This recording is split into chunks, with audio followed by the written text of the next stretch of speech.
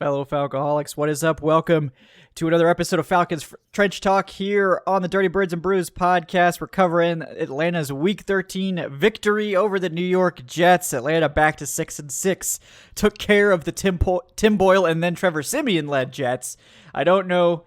I thought Trevor Siemian was going to come in and pull one of those things, but actually somehow he did look worse than Tim Boyle in his few snaps that he played. But luckily we didn't have to deal with a crushing loss to the Jets like third or fourth string quarterback Jordan, as we have the defensive line to thank for that in big part. First of all, before we dive into it though, I want to welcome Jordan Watkins to the show. He's at Big 75 fella, co-host for Trench Talk. Jordan, how are we doing today? I always feel good after a win. And again, look, this is one of those games. I actually made a tweet post. I don't know what I'm supposed to say. I made a comment about this the other day saying, look, first off, we all know how good that Jets defense is. I really do think, there's some people out there that look at their record, now that they're 4-8 and say they're kind of out of it. They still have a very good case for being the best defense in the NFL. I really do believe that. Now, of course, the record is what it is because there are problems at quarterback and offensive line. But already I knew it was going to be a low-scoring game just because of how good that defense is. And then you add the weather on top of it. It was just one of those, like when I saw it was raining and, it was kind of off and on most of the game, I already had it in my mind as just whatever it takes. Just get out of this game with a win, right? Try to stay as healthy as possible. We know how bad MetLife has been in terms of taking bodies. So get out of it as healthy as you possibly can. Get out of it with a win because I've been in those games, right? Like I've played in South Bend, Indiana in November. I've played up in Pullman, Washington on Halloween night. Like I know how some of those games can go, right? When the weather's not the best and, going up against a stingy opponent. So I feel good. Like we have a cushion now in this division, which is crazy, right? We do. So I feel good. Yeah. I mean, it's you sort of take it, I think we both expected the passing game to struggle because this is arguably the NFL's best pass defense. They have an elite pass rush.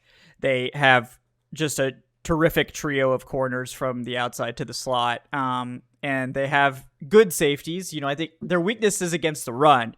And with their nose tackles out, they have a lot of pass rush focus, and that's sort of Robert Saleh's ethos. It's a similar thing to what we've seen like the 49ers go with as well, even though the 49ers have sort of overcome it because they just have so much talent. But I didn't have a problem. Like I wasn't surprised by the passing offense struggling. I was surprised by sort of the lack of emphasis on the run game, knowing, the Jets, it's a misleading stat. The Jets were 31st against the run in total rushing yardage allowed. But if you look at their yards per carry, they were like 19th. They're not that bad against the run. They're a little bit below average. So they weren't going to be a pushover, but they get worn down. So this was the type of game I was like, we just need to commit to the run. It might not be great right away, but we just need to commit to it, keep grinding. And then by the end of the game, I think we'll be able to kind of do what we did against the Saints, right? And they just don't really ever commit to it throughout the entire game. There's a decent amount of carries in there, but they just didn't really commit to it, and they really kept trying to throw the ball, and Ridder had a horrid overall day. He did have quite a few heaters. I mean, that pass to Michael Pruitt was outstanding. Beautiful. He had a great throw to Drake London. I mean, there were some very nice passes, but this is not the type of defense you want to put the ball in the air against just because they're so dangerous at getting the ball. But before we dive into that, I do real quick want to get to a word from our sponsor, betonline.ag. Pay those bills. Yeah, I got to pay them bills. Thanks, BetOnline. Appreciate you. The holiday season, guys, is off and rolling with the NFL in full stride and the NBA and NHL hitting midseason form. BetOnline is your number one destination for all your sports wagering info with up-to-the-minute sports wagering news, odds, trends, and predictions. BetOnline is the top spot for everything pro and amateur sports. It's not just the big four sports either, folks. BetOnline has info available at your fingertips on both desktop and mobile access at any time for almost any sport that's played, from MMA to international soccer. All of them, they're all there. Go check them out, guys. Whatever you're interested in, BetOnline's got you covered. So just head to that website, betonline.ag today. And remember to use our promo code BELIEVE, that's BLEAV, for your 50% welcome bonus on your first deposit. BetOnline, where the game starts. All right, Jordan, a lot to cover in this one. The offense definitely a harder watch, and again, I more disagreed with like the sort of game plan of lack of run emphasis as opposed to the actual. I mean, the execution was okay. I thought. I mean, the tight ends really struggled to block in this one, but the defense was much more positive. And I know you're a defense guy, so do you want to hit the high points first, or do you want to go off on the offense at this stage? That's a good question. I mean, I'm open either way. I did want to say this real quick though, because again, this is about Bet Online. I know it's like almost kind of not fairish, but still, I need y'all to let me bet on this MLB The Show team I've made. Because I'm in the second, if anyone has the show, they have like this March to October mode, right? Where you just play key moments in the season. So of course I'm the Braves. And this lineup that I have now in my starting rotation, oh my goodness, if I could bet on them, I would so do it. Like I got Shohei. Shohei's in Atlanta. Nice. I also got Ian Happ as an outfielder. And then even in my starting rotation, I got what's his name? Dustin May, who's in LA. He's in there. Of course, like Shohei doesn't have the UCL injury in the rosters they have right now, so I can pitch with them. So this team's kind of nasty. I wish I could bet on them too. Yeah, but no, great. It's fun. It's a lot of fun. Yeah. But yeah, no, I guess you know what? Let's just start with the offense. Might as well. Might as well. I can't go off on Kyle Pitts this week. If they did target him, they did play him a little bit outside. He beat the hell out of DJ Reed on that one play, and Ridder airmailed the hell out of it. But other than that, a lot of people were like, "Oh, see, Pitts isn't getting open." No, he's getting open. They just somehow we're still not able to hit him when he does get open. Yeah. But can't complain about the Kyle Pitts usage this week. They did definitely make a concerted effort to get him the ball, and he made a number of great catches. So can't rail on that one. So we're gonna have to find something else to talk about. But I mean, to me, it was more of a game plan issue. Like the execution on by the tight ends was not great in this. I mean, it's raining. You lose your footing. Sometimes it looks uglier than it is. I mean, it just is what it is out there sometimes. I mean, I think Parker Hesse, coming back from that injury, probably not 100%. We know John's more of a pass blocker, and Kyle Pitts, like, probably shouldn't be asked to run block like 15 to 20 times a game. I mean, that's the one thing I will say, and it doesn't go well. It's not really putting him in a good position. None of the tight ends really had a good day, but offensively, we did have two guys that stood out. Chris Lindstrom, absolutely fantastic game, 92 overall against one of the best defensive lines in football. Just great job. And he's now officially taken over the number one spot on PFF at guard, as is his right. But Drew Dahlman too, pass blocker, pretty average, but again, another elite run game from Drew Dahlman. And I know you have some words about Drew Dahlman that you'd like to share. Oh, you mean? But wait, it was Drew Dahlman's fault that he couldn't reach a 2-eye on a stretch play at the 2-yard line. That was on. How could he be rated that high? Once again, the game planning comes in. The play calling comes into question. Yeah. No, but look, I do want to say this about Drew Dahlman, because I think for the most part, and yes, I get it. That's my Stanford guy, right? And obviously, Stanford legend. I know. Yeah. Stanford legend. Yeah. But no, I want to say this too, because look, I on a serious note, because I know his sister, Kate, right? And listen, if you know Kate, she is fiery, and especially when it comes to family, she's not going to hesitate to support and back up her brother, especially her younger brother. And now I know there's some people on Twitter, like there was this one dude, X, like after that play happened where they got the safety, his first thought was, "Where's Drew Dahlman's sister?" Like, really, dog? That's the first thing that comes to your mind, is you want to call out a sister of someone. Like, of course she's going to support her brother. You know what I'm saying? Like, it's family. I think all of us, like, even if, and I'm not saying that she has, but like, even if, let's say, like, she's watching the game with her dad and her family, because remember, her dad was like an all-pro, like he was a good player in the 90s. Yeah. So they might say something, right? It's like, "Oh, dang it, Drew, you missed this play. Dang it, Drew, snap was low a little bit here, there, yada, yada." Okay, cool. Family can say that. But once it gets outside the family, it's like, okay, hold on now. You can't do this, right? Like, I mean, we critique this team all the time, but we do it because this is Falcons family. Now, all of a sudden, like if a Saints fan or someone on Saints, like in the Who Dat Nation, well, we that first off, but anybody over there, they say something and they could say the exact same thing that we said, but it's just like, oh, hold, nah, you can't say that, right? So again, I'm just saying this, I guess, is like my little PSA thing of like, it's just ridiculous how we have all these tough guy people on social media that feel like they can say this, say that to whomever. I said, this is like, of course, the sister's going to be supportive and protective of her brother. Like, it's only right. That's what a sister's supposed to do. Yeah.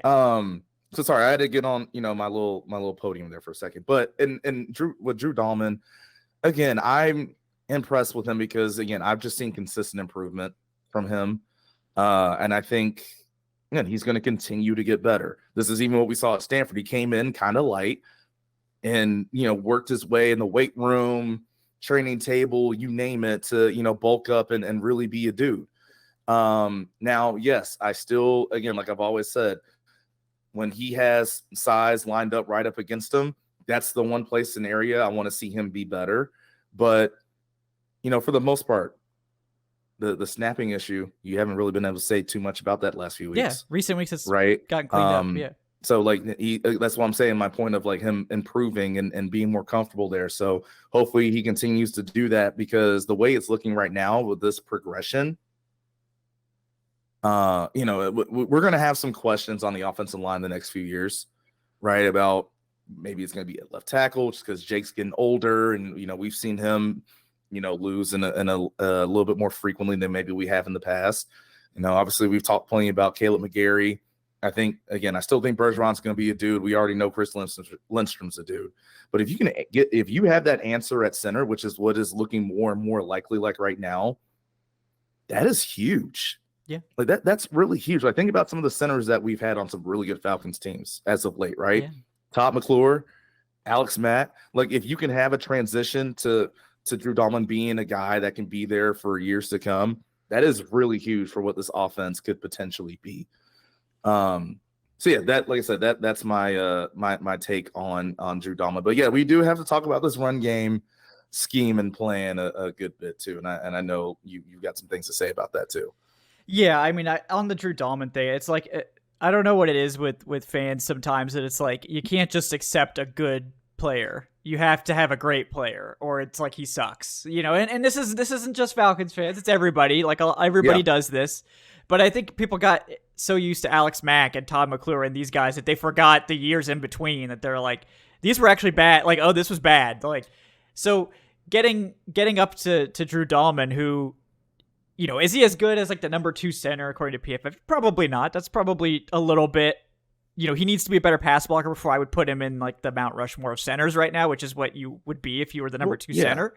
But as a run blocker, I mean, he's clearly one of the best centers in the NFL, like at run blocking. And that is no small feat, particularly in an offense like this that wants to run the ball, or should want to run the ball at such a high rate. And his pass blocking is fine. Like, it's not great, but it's fine. And it's in a lot of weeks it will be good. So if the snap issue is cleaned up, you're really going to struggle to upgrade at center over Drew Dahlman. And it's just... with so few resources, I can't believe people are like, let's spend a premium resource to go get a better center than Drew Dahlman, when it's like you're going to get a center that's like 10% better than Drew Dahlman for premium resources. Like it's not worth it. No, we're going to get Jason Kelce. Yeah, we're going for it. We're getting Jason He's going to retire, and then he's coming over to us. Yeah.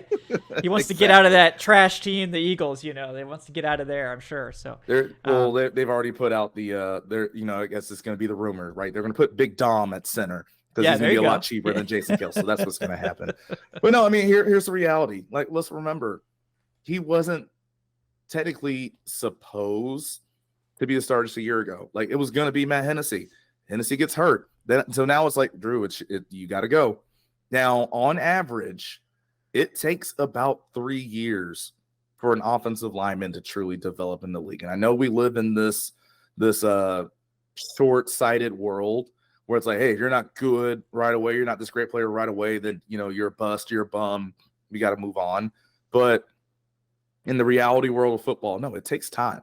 Like, yeah, you have some of the genetic freaks and mutants that they can be good. You plug them in right away and they're amazing. That's not the norm.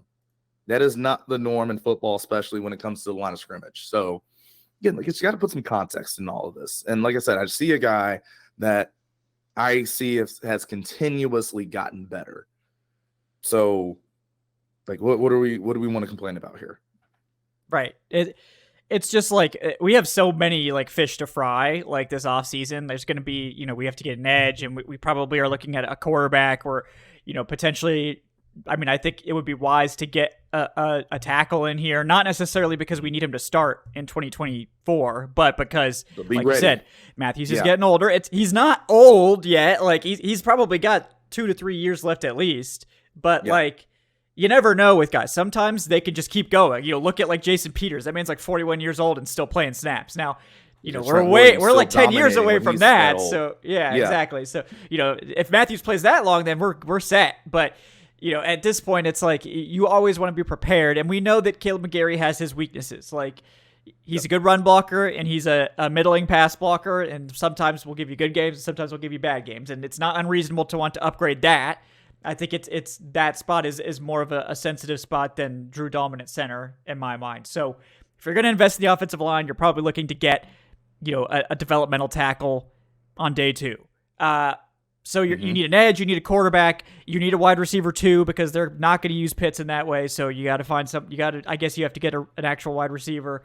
So where are we getting this upgraded center on day 3? Like, are we spending big free agent money on another center to challenge Drew? No, you're not. So it's, and this team has had every opportunity to go get another center. They could have had John Michael Schmitz this year, who's having a decent year for the Giants, certainly. They could have had the top center in the draft. They could have had Creed Humphrey a couple of years ago, but they wanted to stick with Drew Dahlman. And I think is he Creed Humphrey? No, Creed Humphrey is on that Mount Rushmore centers right now. Drew Dahlman's sort of like outside the club waiting to get in. He's on the list. He's on the list. He's on the wait list. Yeah. He's in line, but not quite there yet. Not quite in the club. But again, it's like, don't create problems where none exist. Don't go looking to start problems. Like, you're going to extend him. He's going to be a reasonably priced center. He's not going to be one of these break the bank type of players. And you need those guys on your offensive line. You can't pay premium money to everyone on your offensive line. You just can't do it. So absolutely. So, I think you're happy with what you're getting from Dahlman. You're hoping that he continues to develop. And again, the offensive line is one of those positions where it can be a long-term uptick. It's not just like, well, he's either good in 2 years or he sucks, and it's really not like that for any position in the NFL, really. But offensive line is really one where you see that slow, steady increase for some guys. And by the time they get to age 30, they're really hitting their stride. And we'll see if that happens for Dahlman. We'll see if McGarry can also continue to improve. And we got another young guy in Matthew Bergeron, who's hopefully going to be a staple that can keep the price down on the offensive line. But I mean, to me, the offensive line is just so far from the problem this year. Like, yes, like the pass blocking has been inconsistent, but I think our biggest issues have to do with the play calling still. And that's what it comes back to for me, is that it's just, we're running just spamming outside zone against this Jets defense, which is like, I get that Sauce is vulnerable against the run. Like, he's not a great tackler at this stage. He's their cover guy, but their edge rushers are so good. There's one thing that this team can do. It's stop outside zone. Like, they're kind of built for that. And we saw when they ran inside zone or they ran some power stuff, they typically had success, but they just lost so much yardage on outside zone. And that's what led to the safety too. Which is just, I mean, and you talked about that play specifically. It's just it asks so much of some of these players to be able to do these things. And it's the players you're asking them to do this against too. Like, if you're going to do it against like the other, like run it the other way and ask Dahlman to block, their Williams. Yeah. Don't run it where you have to get past Quinnen Williams. It's just, man. Well, again, it's the thing, like you start off top. Right, because you talked about how this Jets defense is built. This is a very fast defense, right? Like that's what they do. Even on the inside, they have a guy on their defense that I played with in college, Solomon Thomas, and you look at his build, right, around 270-ish, maybe even a little lighter. You think, okay, that's probably an edge guy. No, he plays inside because he has the quickness advantage to beat guards and make things happen. He's still strong enough to hold his own on a good amount of run plays. So this is a quick defense with a top 3 at minimum inside linebacker group with CJ Mosley and Quincy Williams, right? So if you run some of these plays against them where it's going to take a while to develop, and you need XYZ to happen, it's not it. Now, again, like you said, where we had some success in this game is when you had some quick hitters, right? We're getting downhill, getting downfield. I mean, the thing that's so unfortunate with it, though, is I felt like we took a step back this week in terms of the run scheme of, again, being pretty telepathical of like what we're going to do, right? If I see 25 in the backfield, okay, he's running downhill.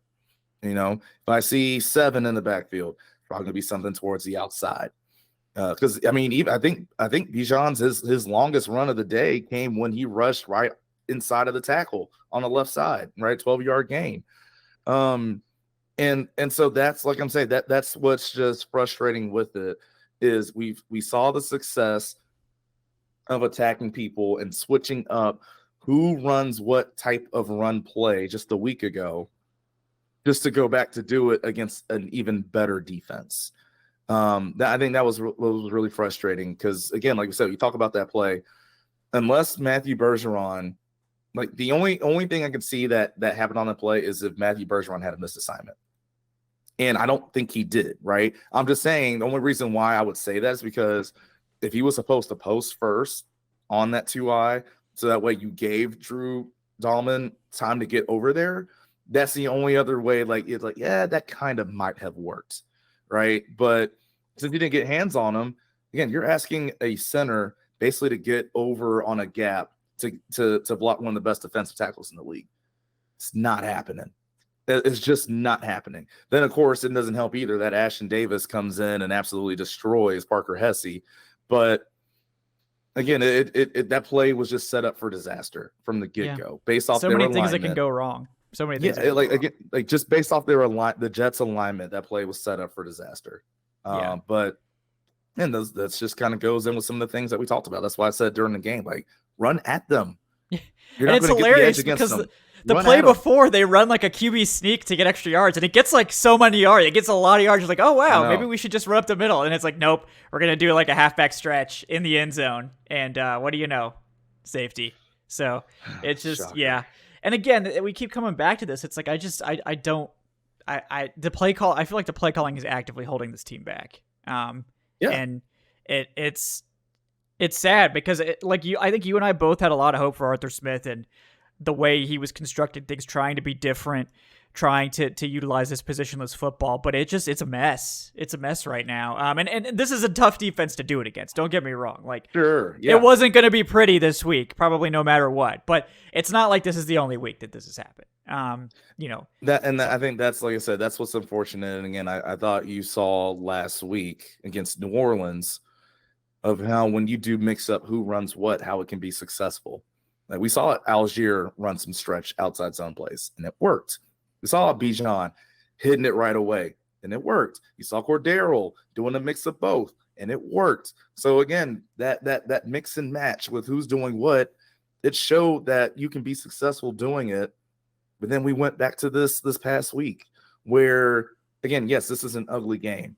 And it was always going to be an ugly game. But even with that, you still could have prettied it up at least a little bit, right? Like put some lipstick on the pig for Pete's sake and make the run game do what it's supposed to do. Again, like we talked about in weeks past, how the Falcons need to have that identity game, right? Of, hey, this is our identity, especially on offense. This is what we're going to do, and we're going to keep doing it because you can't stop it, right? And we saw that a good bit against New Orleans. They did not have and again, the conditions of what they played in were actually tailor-made for them to do that this week, right? And I get it. Jets defense is really good, but when you have those rainy games, bad weather, that's when the run game's got to shine. and you missed out on that opportunity. Yeah. So it's just they could have, this game could have been a lot easier, I think. But I mean, it doesn't help that basically outside of Chris Lindstrom and Drew Dahlman, the only other player with a positive run blocking grade was Drake London. So, that does tell the story as well, is that they just got their asses kicked in the trenches for the most part. So, shout out to Lindstrom and Dahlman for doing work, and Drake London, getting locked up with Sauce. That was going to be a really tough matchup, obviously, but he blocked his ass off. So there was that. You definitely appreciate seeing that. If you can't get targets, at least you could go out there and pancake somebody. But just a rough game offensively. And again, it's like they show that they can do these things. They can switch up the play calling. They can do some good stuff, some impressive stuff, and then they just go right back to the old standby. I don't know if it's like things are getting tough, I'm throwing it all out the window and we're going back to our bread and butter. We're just gonna run outside zone all day. Like, it just doesn't seem like this team. I mean, they make good adjustments typically in the second half, but it's like, man, their first half game plans have been so bad this year. It just doesn't make sense to me most of the time what the hell they're doing out there. It's just a lack of consistency offensively, and I mean, it's perfect. There's a perfect reason as to why we're 6-6. Like 6-6 with how this team has played, especially offensively, it just makes perfect sense. And so, again, like I said, I say that in terms of play calling. I say that in terms of Desmond Ridder.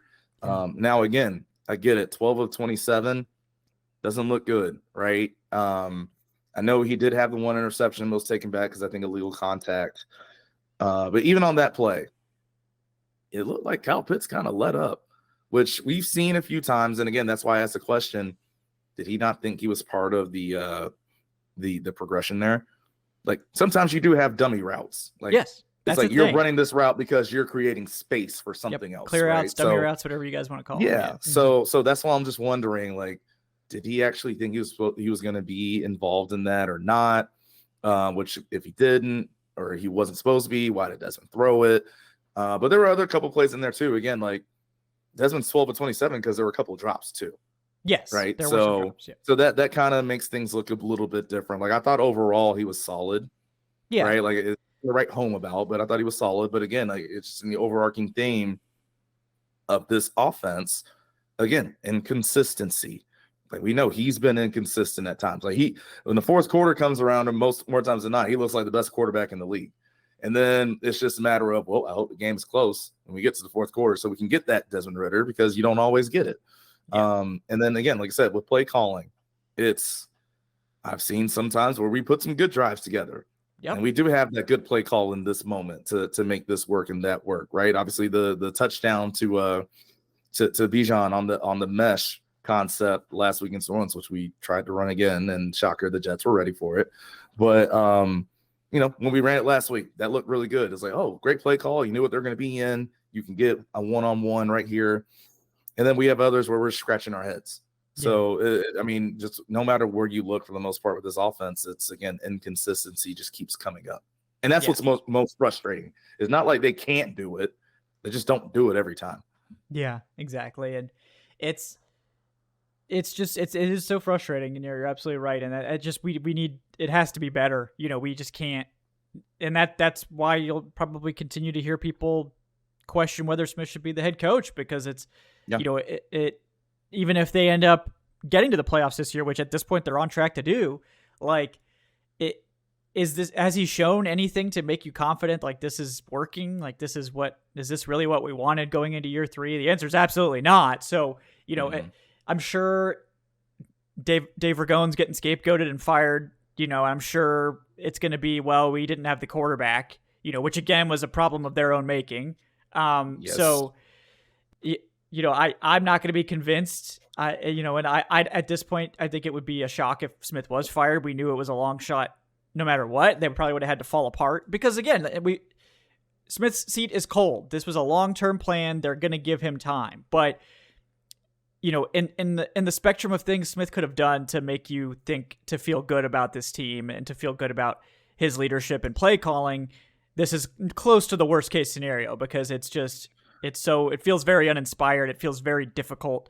It feels very sloppy across the board on offense. So, you can't just point to the wide receivers. They're not running the right routes. The tight ends aren't blocking well. Like, everything's going poorly offensively. And I don't think you can just blame the quarterback. I Absolutely not. It's just not, it's not the quarterback that's causing all these problems. So, hopefully they can build some more consistently and finish strong and show us something in the playoffs, whether, doesn't necessarily have to be a win, but if you could at least look competent against Dallas, that would be something, certainly. So, we'll see. We'll see. But speaking of defense, if you had another take, we could do that. I was just going to say, in terms of playoffs, right? If we make it in, the thing about the Falcons that actually I think that people don't realize about them in terms of making it there and potentially getting a first round win, they have the ability, they have the people in that room. Like Arthur Smith isn't wrong about one thing. They do have the people in the locker room to make some things happen. The Falcons in this run game should be able to shorten a game, right? And that's the thing, as we all know, if you play against a team, and we get it, look at some of the offenses that they might have to play in the playoffs, right? We know what San Francisco's doing. What Detroit can do. We've seen them play already, and what Dallas has been doing as of late. All those offenses, though, what they need to get going is rhythm in a game. So if you're out there, though, and you can wear out a defense and get these 10, 11, 12, 13 play drives that last 7-8 minutes plus, you mess up the rhythm for the other team. And again, it's not like we don't have a defense that can make things happen as well. So I'm not saying this to say, like, I don't want people to think all of a sudden I'm saying, oh yeah, Falcons are going to win the Super Bowl. No, I'm not saying that. I'm just saying that they should have the ability to shorten games and make every single play have that much more stress on it for whatever other offense that they're playing. But again, a lot of that's going to come back to, you can't be so easily identifiable with what you're doing. And that's what the problem is in the run game right now. And I mean, obviously we can talk about the pass game too, but I really just want to hone in on saying that with the run game, because that's supposed to be your bread and butter on offense. Yeah, exactly. And it feels like they don't trust it or something. It's like, it's weird. It's like they just, it is weird. The whole thing weird. Defies explanation to me. It just feels so disjointed. It feels like there's a lack of trust. It feels like, disjointed is the best thing I could say. It just, the whole thing feels sloppy, like it's not quite right always. Yeah. And that has, I mean, to me, that's always coaching. Like if the whole thing feels off, it's a coaching problem.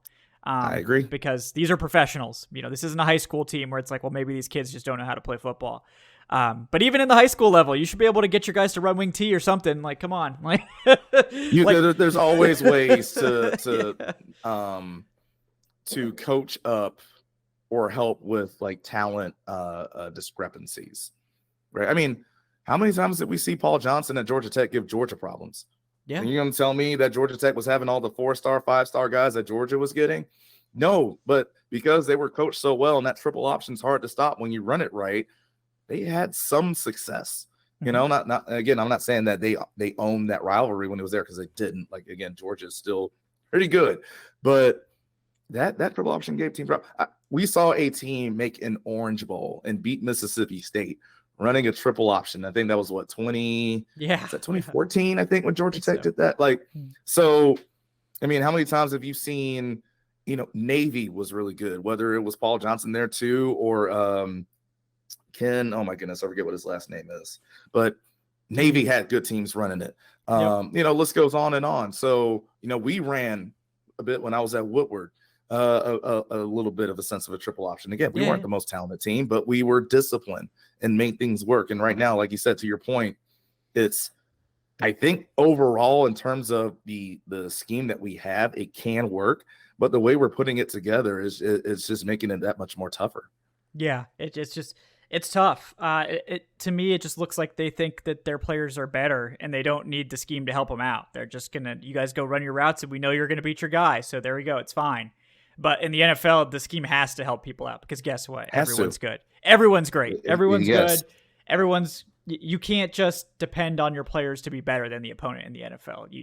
It's nice when you can, it's nice if you have Travis Kelce or Jamar Chase or Justin Jefferson who can just go erase mistakes offensively and just get open no matter what. But, 90% of teams aren't going to be able to do that with regularity. And even when they do have someone like that, it's still possible for that person to get taken out by a good defense. So absolutely, the scheme has to help, and I think it's pretty clear at this point that it's hurting Atlanta. So we'll hope to see more growth from that. That's all we can really say at this point. But yeah, defensively, great game. You look at the offensive grades, and there's like 4 green ones or something. You look at the defense, it's like the whole page is green, and they, again, not the most challenging opponent going against the Jets. They did have many of their offensive linemen back healthy. I know Wes Schweitzer was able to play. I know Mekhi Becton was back. So not a bunch of backups this week. They did get some of their guys back. So it was a little bit of a stouter offensive line than in the previous couple weeks. But Falcons still come away with 20 pressures, 4 sacks. They definitely did a good job of limiting the Jets' run game. Defensively, I think they did everything possible, and they should have had a defensive score. Yes. That was taken off by support fishing. We went off on that, on the post game, so we won't relitigate that again. But they were bad all day. They were. That was far from the only problem. Across the league, they were bad all day. Yeah. But Falcons hold them to 2 of 15 on third down. That's tremendous. Just 62 rushing yards allowed. Under 200 passing yards allowed. The Falcons defense ultimately won the game off turnovers. Those turnovers were absolutely critical. And, the defensive score obviously would have been huge. But for once, Jordan, the Falcons don't turn the ball over and they force 3 turnovers. What is this?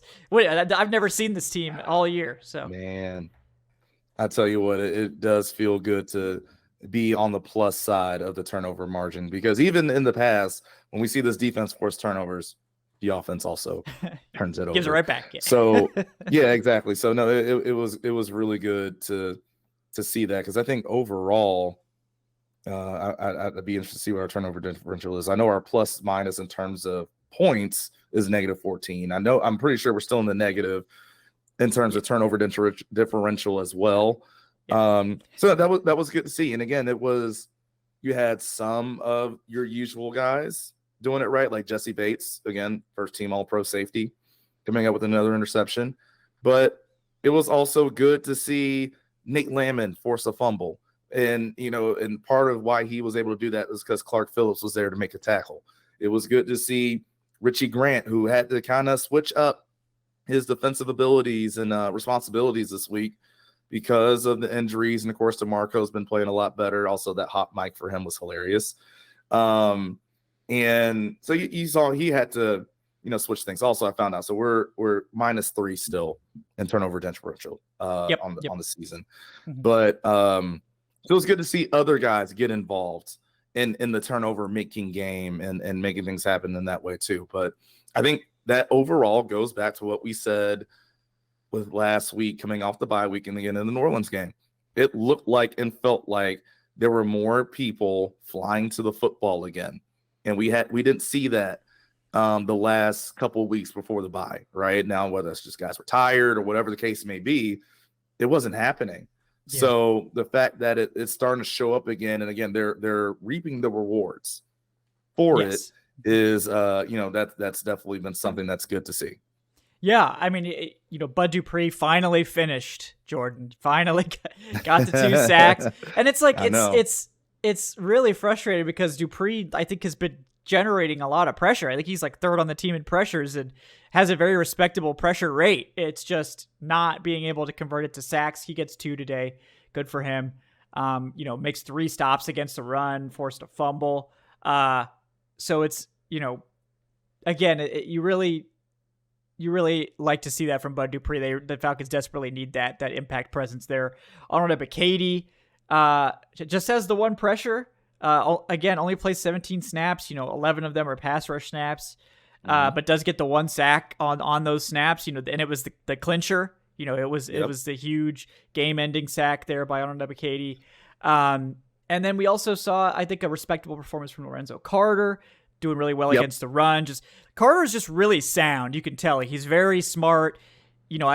I'm surprised they don't drop him in cover. Like, I've seen them drop, Calais in coverage. I've seen them drop Onyemata. If you're going to drop someone in coverage, it should be Lorenzo Carter, because he's actually, I've said it before, the NFL's best coverage edge, which is a very niche thing. A strip sack too, if I'm not mistaken. He may have, yeah. I don't know. He did. Yeah, they didn't credit it to him on PFF, but I know the one you're talking about, and I think it's arguable if it was him that caused it. But he was definitely involved in it.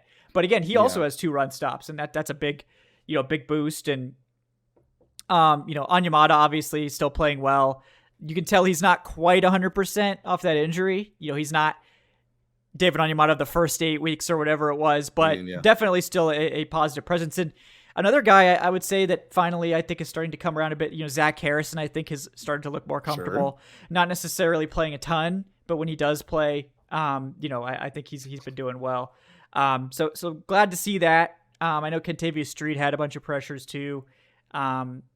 He's been he's been a great trade acquisition. Mm-hmm. Yeah, I think he had 3 pressures according to PFF. So, definitely someone who's contributing. Again, he didn't get any sacks off of it, but did contribute there. Also had a couple run stops. So they're getting contributions up and down from this defensive line, and they sealed it. They were the clincher, and we've been waiting for that. It's been so close. Like it's been so close, but it's great to see that they finally were able to put this one away.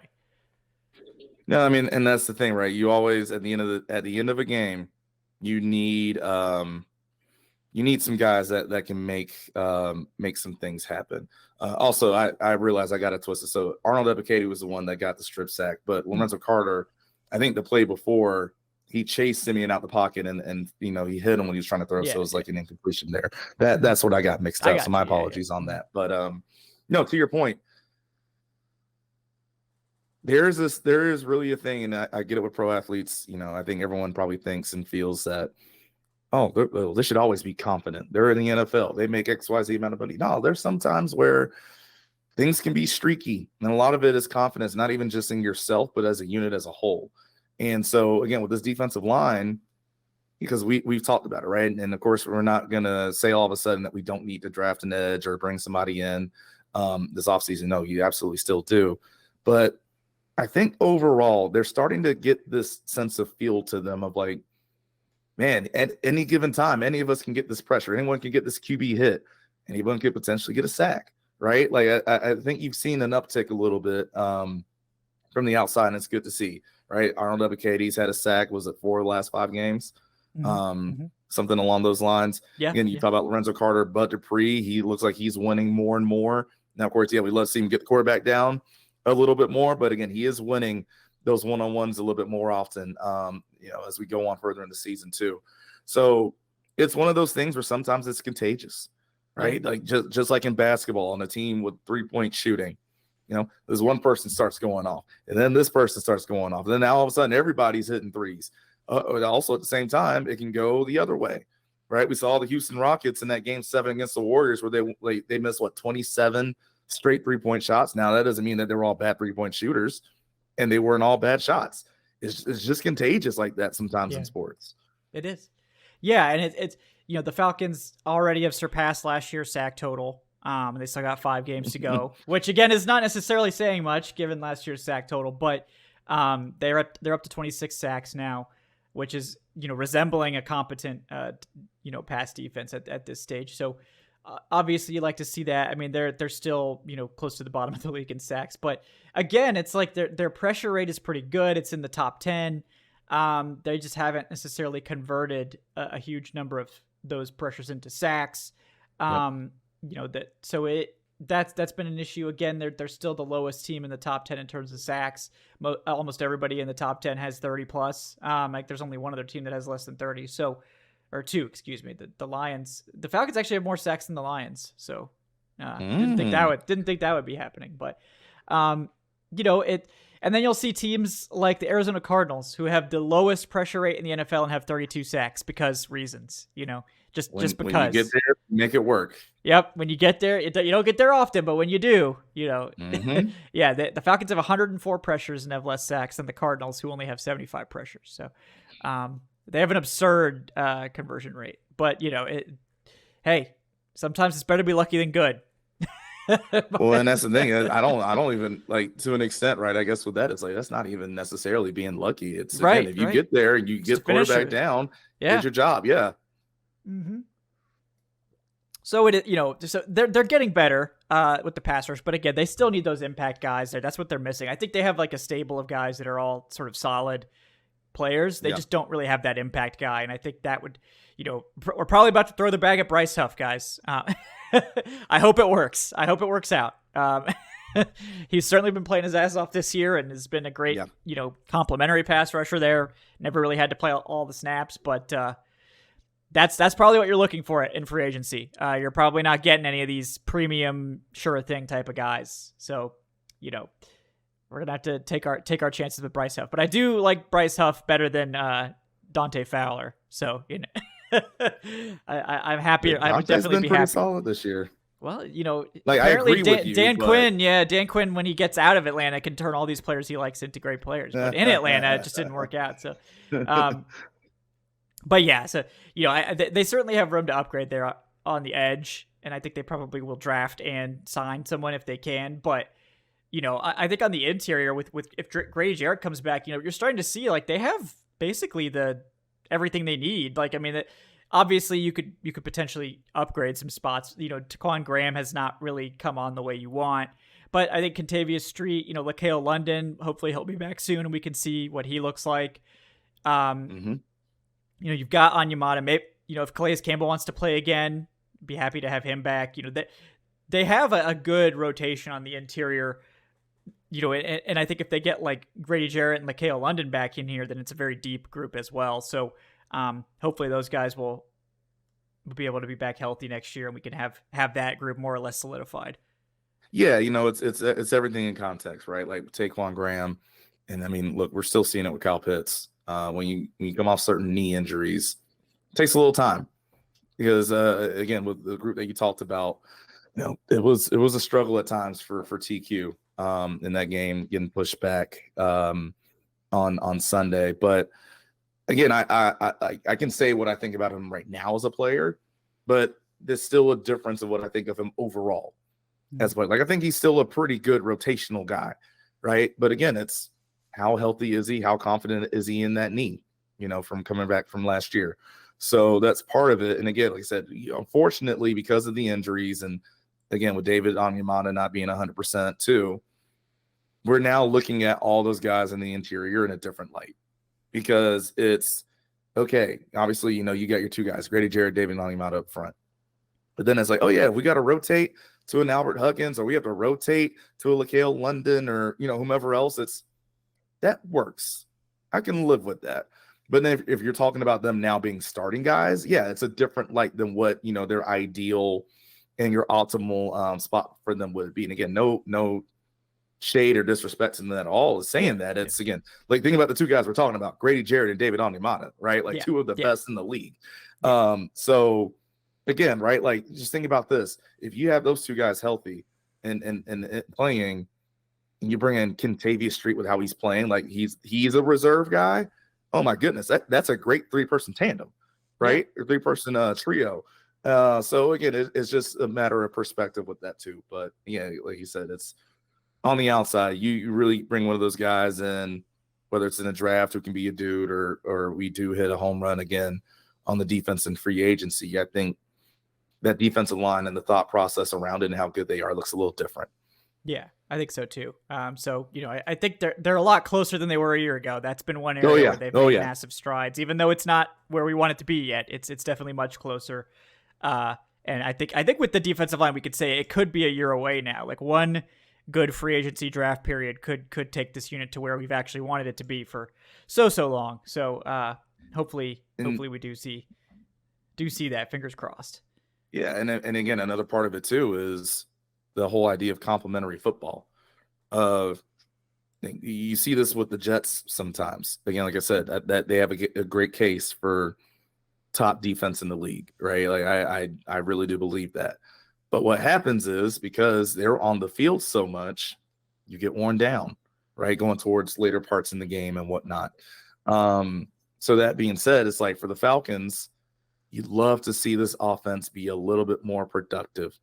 Keep giving that defense some rest, especially again with the lack of depth that right now that you might have at defensive tackle. Because again, you see, like, usually when teams do start having success running the ball against Atlanta, it's in the second half, right? You don't get anything. The Saints didn't really get much of anything on the ground in that first half. Second half, though, some holes started opening up for Alvin Kamara to take advantage of. Because, yeah, the guys kept being on the field. So that's the other part of this, too, is the growth and development of the offense will also help the ability of how good this defense is and can be. Yes, agreed. And that's what we were hoping for, is that the offense could give the defense an advantageous position because they could grind down the clock and the defense wouldn't have to play all that much because the Falcons were controlling the clock. And we haven't really seen that very much outside of a few games. So things definitely haven't gone according to plan offensively. That we know that for sure. But let's talk a little bit about the secondary before we get out of here, just because Jesse Bates, obviously, PFF only gave him a 67 grade. So, you know. What a bum. What a bum. This is God, hilarious so to bad. me. Yeah. But yeah, at any rate, Jesse Bates wins the game for the Falcons again. Just an absolutely clutch performance from Bates.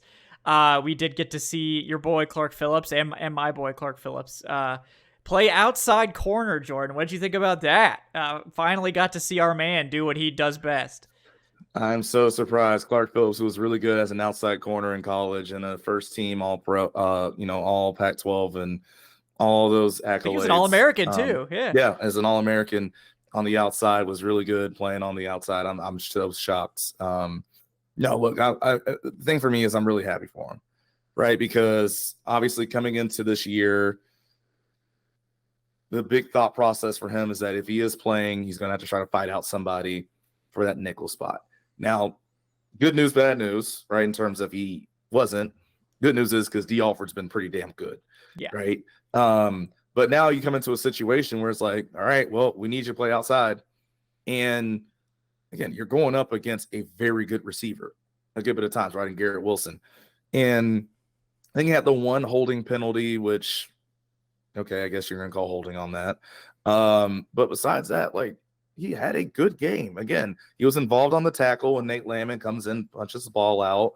So I'll make a couple of other tackles around the field as well. So again, that was just good for him. And again, as we talked about, a little bit earlier, the confidence level and how contagious, winning on pass rush reps can be up front. Just think about how much that means in terms of the mood and environment in the secondary. Again, the secondary has been pretty solid, right? This whole year. Jeff Okuda's been good. You say what you want about AJ Terrell, but he's still been a solid corner. You know what Jesse Bates has been, right? Richie Grant, like I said, he actually had his moments of flashing. Yep. But DeMarco Helms has come in and had some good moments too. So now you just add another body to that list where it's just again, just the fact of having another person step up and make a play, it's contagious for everybody else in that meeting room. Yeah, it's great to see, and the Falcons really needed Clark Phillips to step up because they the Jets don't exactly have a great situation in the passing game, but they could still take advantage, and they tried. Clark Phillips didn't let it happen, so good on him. And again, did enough as a run defender. Didn't necessarily make the tackle himself every time, but as the outside corner on some of those zone plays and stuff like that, you just got to slow him down.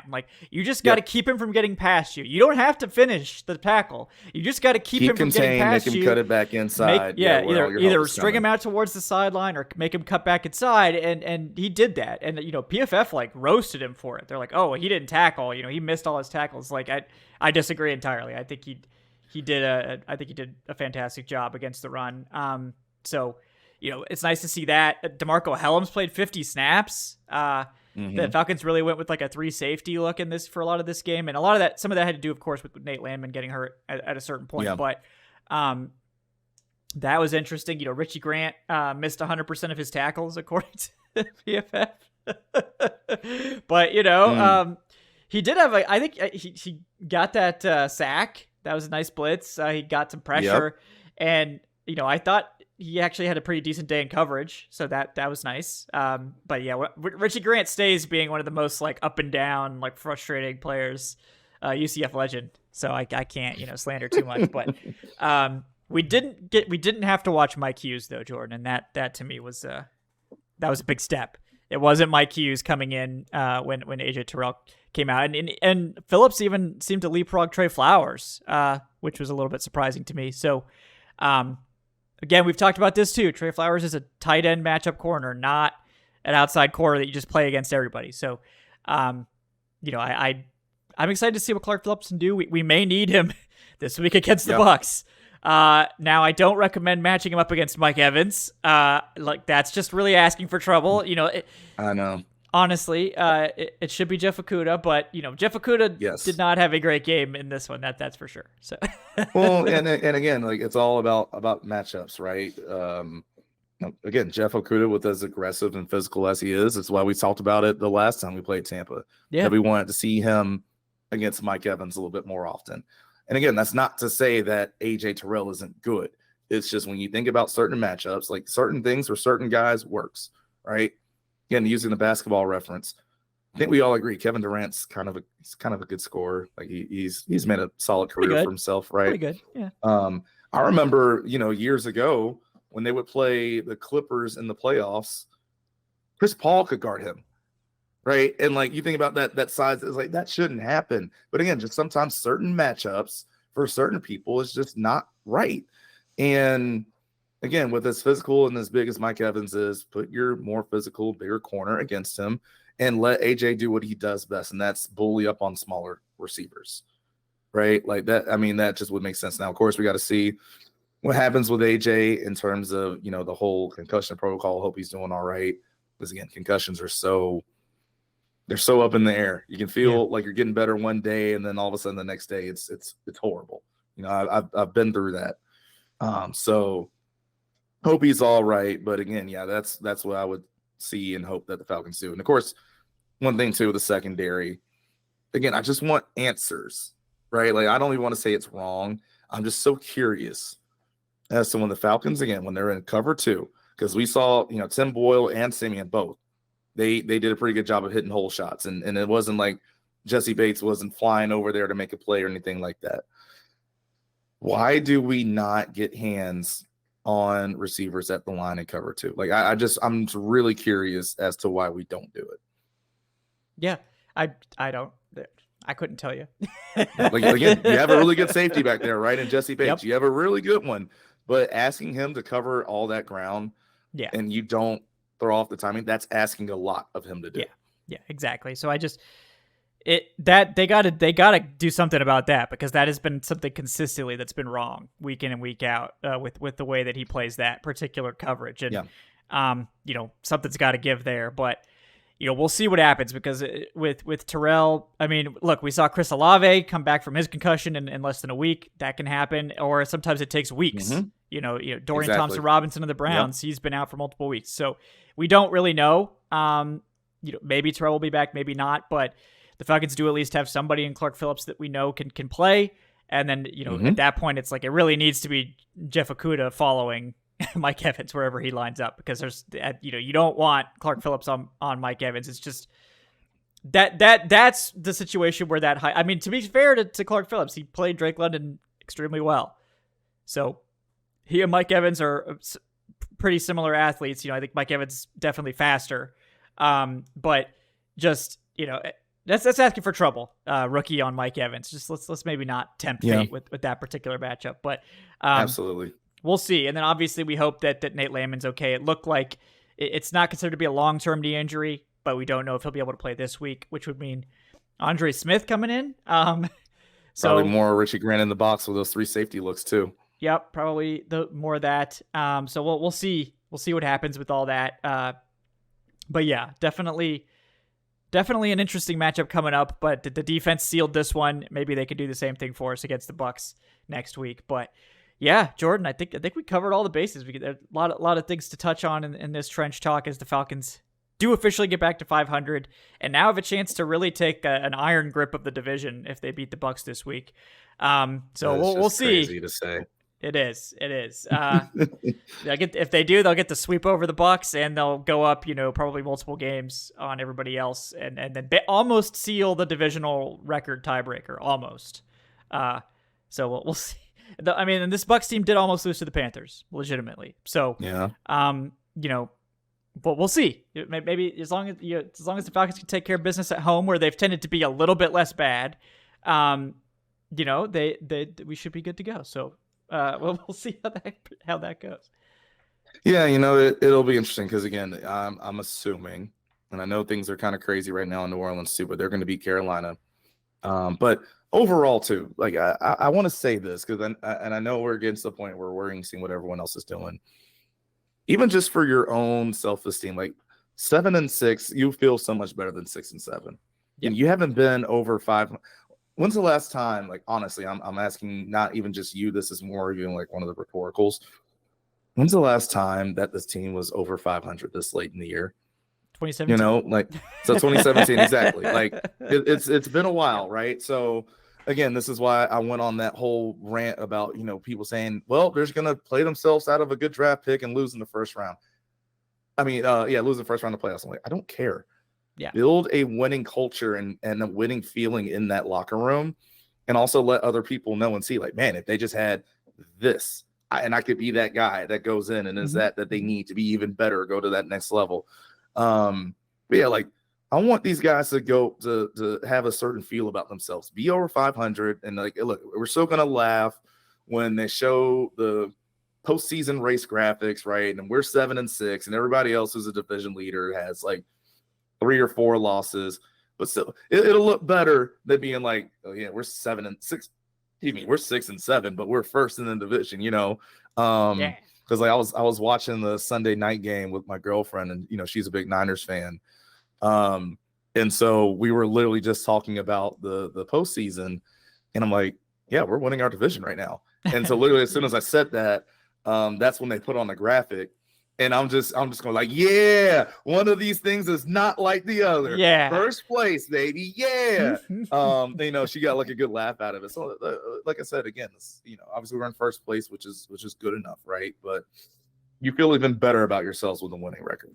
Yeah, you do. And, they have a great chance to do it. And I do want to give a shout out once again to the defense. 7th in scoring now, 10th in yardage allowed, and the two important ones that people don't often reference: third downs, second. Yes. They allow only 33%.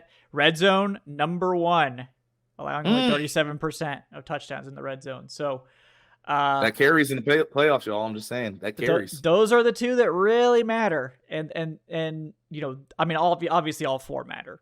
Total yards and scoring matter a lot, obviously. But the third downs in the red zone, those are markers of a very good defense. Whether the yardage and the scoring, those can depend on opponent a lot, but typically if you're good on third down and good in the red zone, it means you're a good defense. The Falcons are elite in those key areas.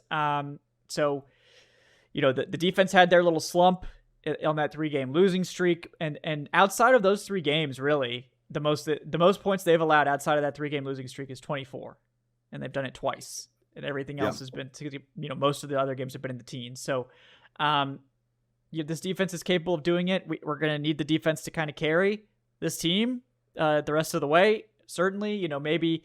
And again, this isn't a murderer's row the rest of the way, right? The Colts are probably the best team you play. Without a doubt. So, you go up against the Bucs, who have been very vulnerable. You go up against the Panthers. We know what the Panthers are. You go to Chicago, which theoretically, this team should be able to play a cold weather game with the way they're constructed. But knowing, how they've done this in the past, they're probably going to go out throwing. And the Bears have a really good run defense. So that is a thing. And of course, the big problem with that game, again, is you have a mobile quarterback. So we got to see how they do containing, right? That's going to be the big question there. Mm-hmm. So, the Bears are 27th in terms of total defense, but they're first in rushing yards allowed. Maybe they really should air it out in that game. That actually might make sense for them to actually do it there. But we'll see if the weather cooperates for that one. But I was just about to say, I'm sure New Year's Eve in Chicago is just going to be a lovely time to throw football. Well, it's an El Nino year, Jordan, so it could be warm. Oh, geez. I'm not counting on it. Yeah, but probably not, knowing our luck. But maybe they'll make it work either way. But guys, thank you for tuning in to Falcons Trench Talk today here on the Dirty Words and Brews podcast. Before we sign off, I want to thank my co-host Jordan Watkins at Big 75 Fella. Jordan, host of the Falcons Fade podcast. Anything else you're working on you want to let the people know about? Oh no, for the most part that's it. Like I said again, y'all, let's hopefully see this team get over 500 and then we can stay there. That would be lovely because it sets up that way, right? You get through Tampa this week, then you get Carolina, and that should be a 2-game over 500 cushion going into what's going to be a big matchup against Indy. So it shapes up to where, again, I would hope that in 2 weeks we're talking about this team being 8-6, maybe a double-digit win team potentially, which, again, that's where we had them. I think you did too, before the year started, right? I said we're going to be anywhere between 10-7, 11-6. That's really what I thought based on what the team could be and also what the schedule, was shaping out. Now, obviously, the path that we're taking to get there is not the path that I expected. But it is in all honesty a possibility. So, we'll see what happens. Yep. So we'll see, this team, if they win these next 2 division games, it's set up very nicely because at that point, New Orleans also plays a similarly easy schedule over the remaining games, but New Orleans basically has to win out if the Falcons win the next 2 games. Because if the Falcons go into New Orleans a game ahead, the Saints are out. The Falcons will have clinched at that point. So and that's the thing. Like, look, I'm never gonna say a Saints game doesn't matter because it's I always want to beat them. But it would be one of those situations where it's just like, all right, let's just say we lose that game. Congrats, you beat us. All right, let me know who you're playing next week. Oh, wait, right. Oh, wait, my you're bad. not. Oh, I forgot. Wow. Yeah. No, it would be nice if they go into that game not needing a win. But, going into New Orleans needing a win is dicey because the Saints are a different team at home. They always are. Oh, that place gets jumping. And they really get jumping when we come to town. Yeah, so it would be best if they didn't have to win that game. But more than likely, they're going to have to win that game. So we'll see. We'll see how it shakes out. But Jordan, thanks again, guys. I'm Kevin Knight of Falcoholic. Kevin, you can follow me there. Please like, subscribe if you're watching on YouTube. Leave that 5-star review on your podcast platform of choice. Really helps us out. If you're interested in supporting the show, you can check out the channel memberships on YouTube. Welcome to our first 5 or 6 members there. If you're more of a podcast listener, check out the Patreon. It's patreon.com/Falcoholic Live. Guys, thank you so much for tuning into the Dirty Birds and Brews podcast. We will be back on Wednesday night, 8 p.m. for Falcoholic Live. Until then, have a great night, folks. This show was, of course, brought to you by Bet Online.